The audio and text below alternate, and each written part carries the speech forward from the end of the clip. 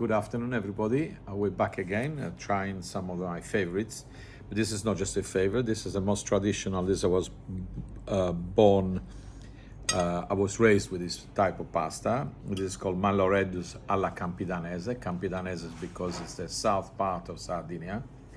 And the particularity they do it in the south is the sausages.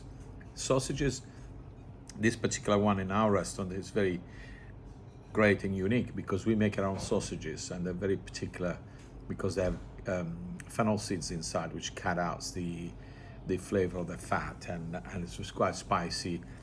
But also another important thing is that pecorino cheese on the top, grated.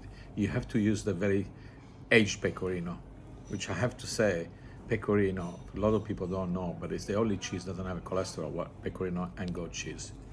So this is one of my most traditional, fantastic dishes, and I love it very much.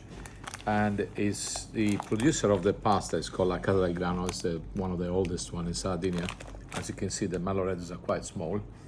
And with that, I'm drinking a glass of our Reserva provided by Contini. And I would say enjoy everything else. This is a fabulous dish.